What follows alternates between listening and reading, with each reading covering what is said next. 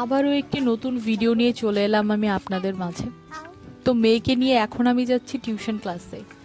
Normally মেয়ের হচ্ছে tuition class থাকে সন্ধেবেলা, কিন্তু আজকে যেহেতু স্কুলটা বন্ধ ছিল সেই কারণে টিউশনটা হচ্ছে সকাল 11টা থেকে 12:30 অবধি।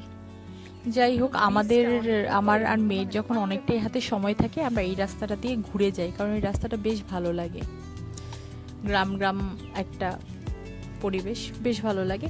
আর এই গাছটা দেখতে পাচ্ছেন, যখন ফুলের সিজন ছিল কি পরিমাণের যে ফুল, পাতা দেখা যেত না, শুধু ফুল আর ফুল।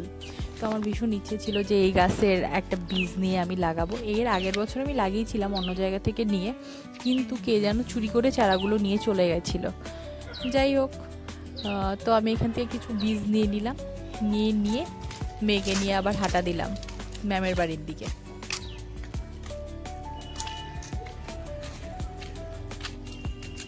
আশেপাশটা এত নিরিবিলি না, বেশ ভালো লাগে। ওকে দিয়ে আমি এই মন্দিরটাতে প্রতিদিন এসে বসি, মানে যেদিন যেদিন ক্লাস থাকে।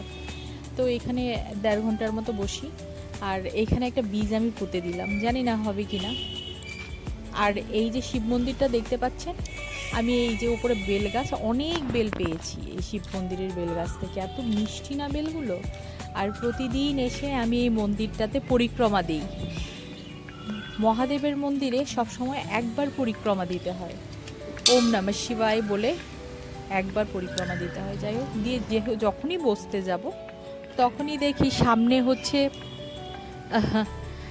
হচ্ছে অনেকগুলো শাক, সেঞ্চি শাক বাংলাদেশে যেটাকে বলে। আপনারা সবাই জানেন আমি বাংলাদেশের মেয়ে, ইন্ডিয়াতে বিয়ে হয়েছে। যাই হোক, সেঞ্চি শাকগুলো দেখে আর বসে থাকতে পারলাম না, দেখেই আমি দৌড়ে চলে গেলাম। যেহেতু আশেপাশের লোক খুঁজলাম, পাইনি, তাদের অনুমতি ছাড়া শাক তোলা ঠিক হবে না, তাই তুলতে পারিনি।